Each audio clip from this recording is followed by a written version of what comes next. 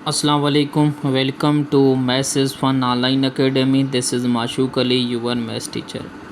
उम्मीद है dear student आप ठीक होगे और आपकी लाइफ में अच्छा होता होगा। आज हम कॉम्प्लेक्स नंबर, मैंने पहले भी आपको पढ़ाया है, उसका कॉन्जुगेट के साथ हम उसकी क्या करेंगे, एब्सोल्यूट वैल्यू मालूम करना सीखेंगे। इस टाइप के क्वेश्चन आ जाएँ तो वो भी हम सीखेंगे, ठीक है।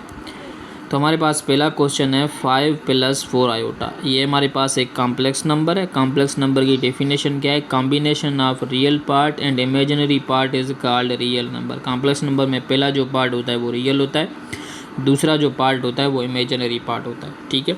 तो हमारे पास पहला नंबर है 5 + 4 आयोटा। इसका कॉन्जुगेट लेंगे तो कॉन्जुगेट की डेफिनेशन क्या कहती है? आपके पास ये जो 4 के साथ आयोटा इमेजिनरी नंबर के साथ जो दरमियान में सिंबल होती है ना, प्लस की होगी तो माइनस की हो जाएगी, माइनस की होगी तो प्लस की हो जाएगी। बाकी आगे माइनस की सिंबल हो वो चेंज नहीं होगी, वो अपनी जगह पे सेम ही सेम रहेगी। अब हमारे पास इसका कॉन्जुगेट लेंगे 5 + 4 आयोटा।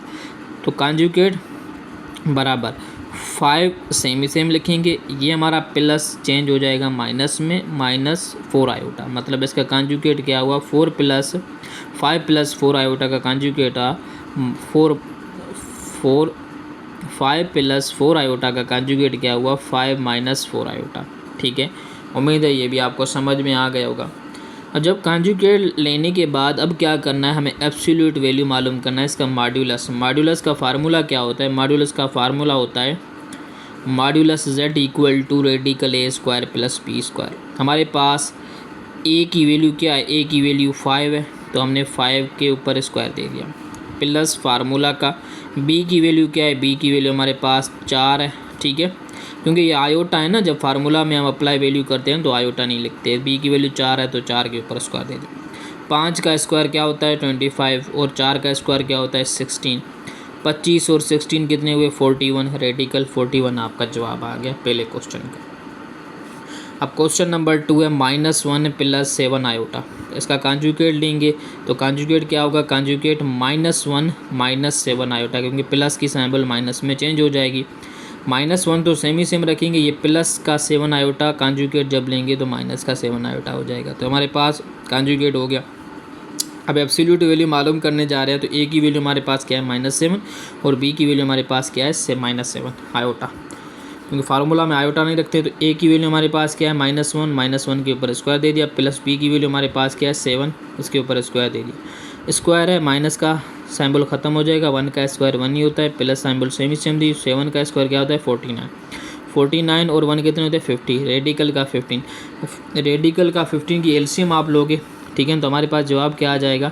ऐसे भी आप ले सकते हो 2, रेडिकल के अंदर 2 लिखो, उसके बाद, ठीक है बेटा, 2 लिखो, उसके बाद 25 लिख लो, क्योंकि 2 को 25 से ज़रब करेंगे, ज़ाहिर सी बात है, फिर भी हमारे पास क्या हो जाएगा? रेडिकल 50 आ जाएगा। तो हम रेडिकल 50 की एलसीएम लेंगे तो हमारे पास 5 रेडिकल 2 जवाब आएगा। एलसीएम तो ले सकते हो, ऐसे आपको एलसीएम लेनी होती है, ठीक है। 50 ऐसे लिखोगे, एलसीएम आपकी आ जाएगी। उसके बाद क्वेश्चन नंबर आपका 3 है रेडिकल 3 आयोटा।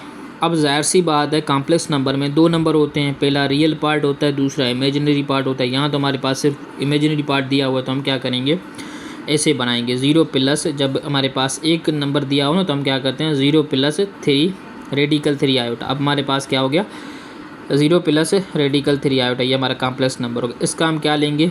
पहले कॉन्जुगेट लेंगे। अब कॉन्जुगेट लेंगे तो हमारे पास जवाब क्या आएगा? 0 - रेडिकल 3 आयोटा हो गया, ठीक है। अब इस नंबर का कॉन्जुगेट हो गया 0 - रेडिकल 3 आयोटा। अब हमारे पास ए की वैल्यू क्या है? 0, और बी की वैल्यू हमारे पास क्या है? Radical -3 iota.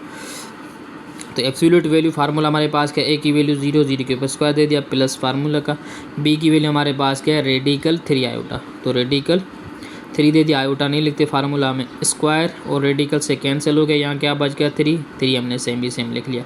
तो 0 को हम 3 से प्लस करेंगे, जवाब क्या आएगा? रेडिकल 3 हमारा जवाब आ गया, ठीक है। क्वेश्चन नंबर हमारा 4 है रेडिकल 7 - 3 आयोटा।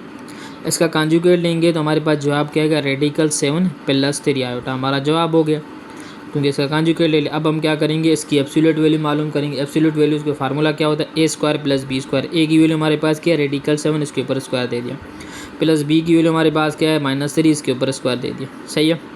अब ज़ाहिर सी बात है स्क्वायर रेडिकल से कैंसिल हो गया, ठीक है, 7 अपना जो सेम ही सेम रहेगा। उसके बाद प्लस की सिंबल सेम ही सेम, स्क्वायर ऊपर स्क्वायर है ना, माइनस की सिंबल कैंसिल हो जाएगी, 3 का स्क्वायर क्या होगा 9, ठीक है। 7 और 9 कितने हुए 16, 16 का परफेक्ट स्क्वायर क्या होता है 4, हमारे पास 4 जवाब आ गए। उसके बाद क्वेश्चन नंबर 5 है -3 - 4 आयोटा। तो कॉन्जुगेट लेंगे, -3 + 4 आयोटा कॉन्जुगेट हो गया, क्योंकि माइनस की सिंबल प्लस में चेंज हो जाएगी, तो -3 + 4 आयोटा हो गया। एब्सोल्यूट वैल्यू रेडिकल ए की वैल्यू क्या है -3, इसके ऊपर स्क्वायर फार्मूला का दे देंगे, प्लस बी की वैल्यू हमारे पास क्या है 4, इसके ऊपर स्क्वायर दे देंगे। स्क्वायर माइनस की सिंबल से कैंसिल हो जाएगा, 3 का स्क्वायर 9 हुआ और 4 का स्क्वायर क्या हुआ 16, 16 और 9 कितने 25, 25 का हमारे पास परफेक्ट स्क्वायर 5 होता है। तो उम्मीद है डियर स्टूडेंट ये भी आपको टॉपिक समझ में आ गया। ऐसे क्वेश्चन दूंगा तो ये भी प्रैक्टिस हो जाएगी। थैंक यू, जज़ाकल्लाह खैर।